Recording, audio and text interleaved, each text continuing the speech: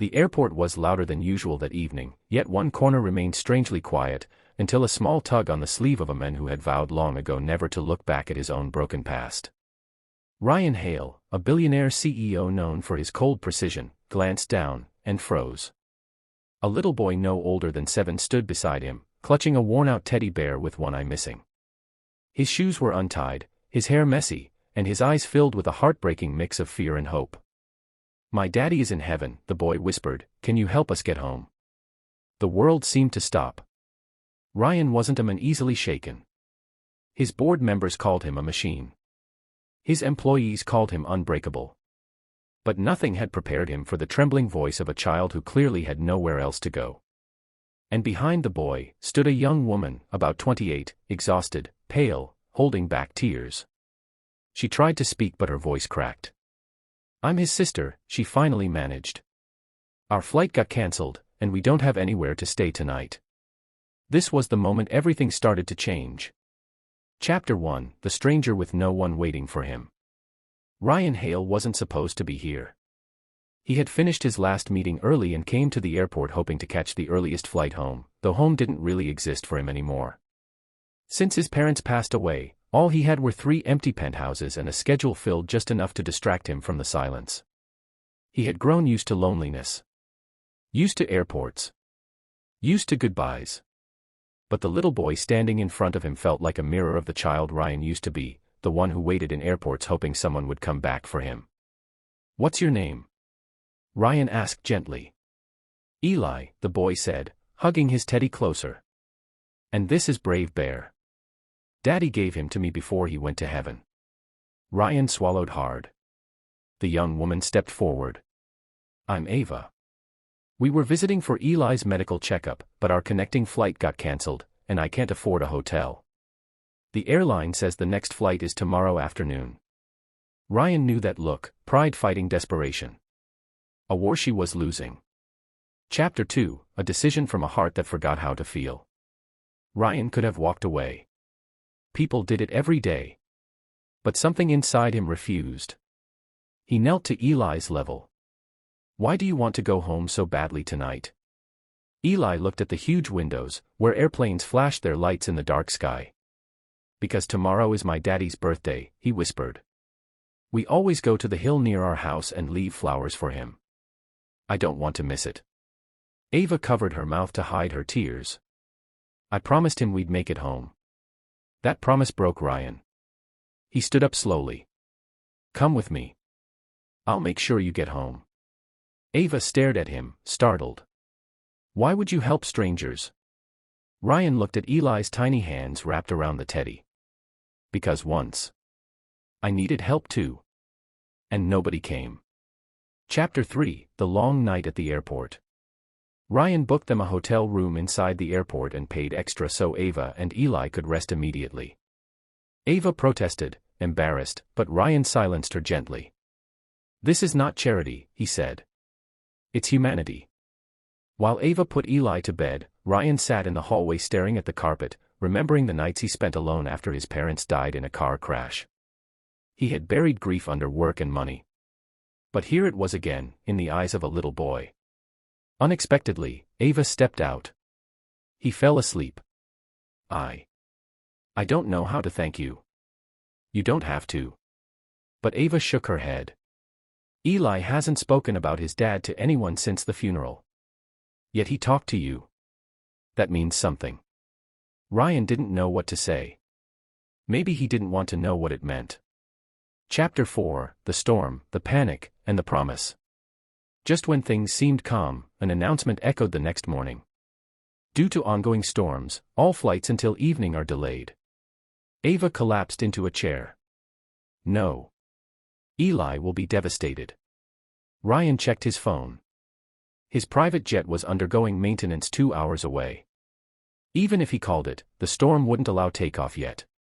But he didn't stop trying. He made calls. He pushed. He argued. But nature didn't care about CEOs. When Eli woke up and heard the news, he cried silently, holding his teddy bear like it was the last thing keeping him upright. Ryan sat beside him. "I promised you we'd get home." And I keep my promises. How? Eli whispered. Ryan didn't know. But he would find a way. Chapter 5, The Breakthrough. Hours passed. Storms softened. A pilot Ryan had worked with before contacted him. If you can get here in 1 hour, I can take you the moment they lift restrictions. It was barely a chance, but it was enough. Ryan rushed back to the hotel room. Pack your things. We have a way. Ava blinked. You did all this, for us. For him, Ryan said, looking at Eli. They reached the small private airstrip just as the winds calmed. The pilot gave a thumbs up. Eli grinned for the first time. You're like a superhero, he told Ryan. Ryan ruffled his hair. Superheroes just try. You did the brave part. Chapter 6, The Homecoming That Heals Two Families. They reached Eli and Ava's hometown before sunset. A small hill stood on the edge of town, covered in wildflowers. Ava and Eli climbed it slowly, Ryan walking behind. At the top was a simple stone with a name etched in the middle. Daniel Carter. Beloved father, brother, protector. Ava placed fresh flowers. Eli placed Brave Bear beside them. Then Eli tugged Ryan's hand. Will you stand with us? Daddy likes strong people. Ryan's throat closed. No boardroom. No contract. No success in his life had ever meant more than this quiet, raw moment. He stood beside them. A family broken by loss. A man broken by loneliness. All healing in a way none of them expected. Ava looked at Ryan, her voice soft.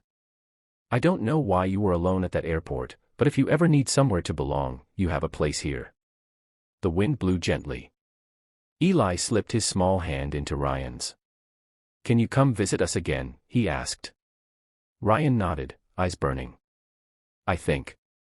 I finally found a home too. Final message. This story reminds us. You never know whose life you can change with one act of kindness. And sometimes, helping someone else is the only way to heal yourself. Ryan arrived at the airport that day as a lonely CEO.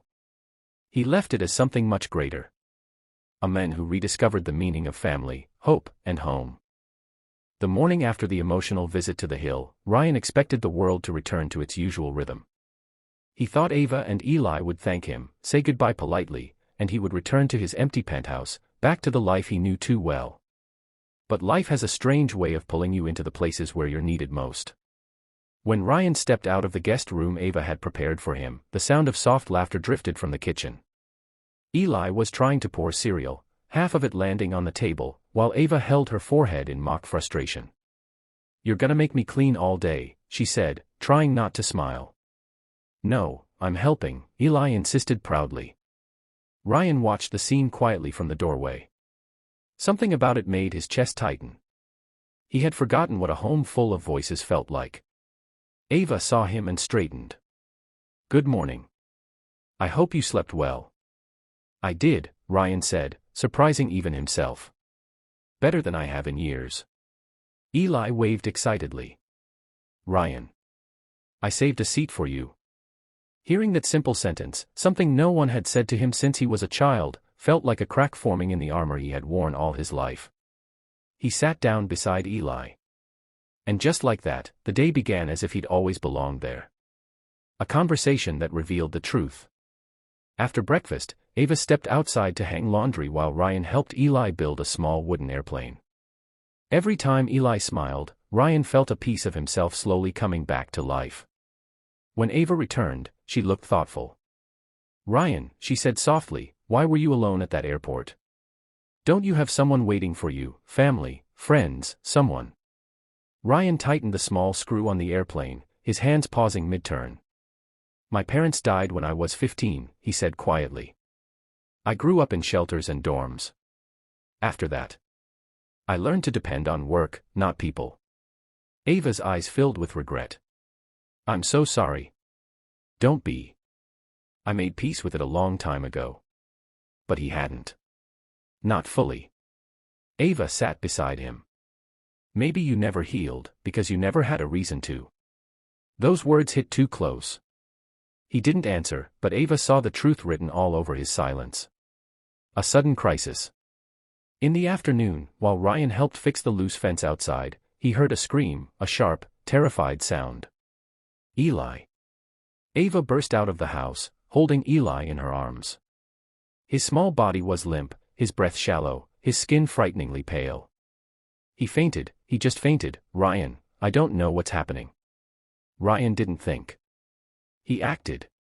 He grabbed his keys and lifted Eli carefully. Get in the car. Now. Ava trembled as she climbed in. Eli had gone through medical checkups before, but Ava had told Ryan he'd been having trouble breathing on and off. Stress, travel, exhaustion, it was too much for a child dealing with grief. Traffic was heavy, but Ryan drove like a man on fire. Stay with me, Eli, he murmured, tapping the boy's cheek gently. You're strong. Just hold on. Ava cried silently beside him, gripping Eli's hand. Please, he's all I have left. Ryan pressed harder on the gas pedal. For the first time in years, he felt genuine fear of losing someone he cared about. At the hospital, doctors rushed Eli in. Ava collapsed into a chair, shaking.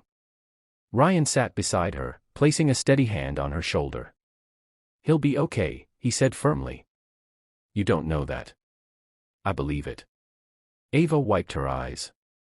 Ryan, you've already done so much. You shouldn't be here. You don't owe us anything. Ryan looked at her, really looked.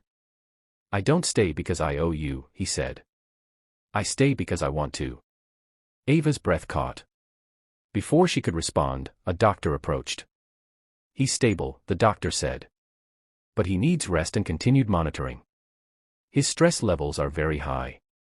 Ava nodded in relief, tears flowing again. Ryan exhaled shakily, a weight lifting from his chest. But then the doctor added something that made Ava's face fall. You'll need a follow-up treatment. It's not covered under your current insurance. Ava's shoulders slumped. How much? The number shattered her. Even Ryan felt the blow. Ava whispered, I don't have that kind of money. Ryan's choice. Ryan stepped closer. His voice was steady, resolute. I'll take care of it. Ava shook her head instantly. No. No, Ryan, I can't let you. You're not letting me, he interrupted gently. I'm choosing to. Ava's voice cracked. Why? Why are you doing all this? Ryan looked at the door to Eli's room. Because he reminds me of who I used to be. And because you both make me feel something I haven't felt in a long time. Ava stared at him, her tears softening into something warmer, deeper. Family, she whispered. Ryan nodded once. Family.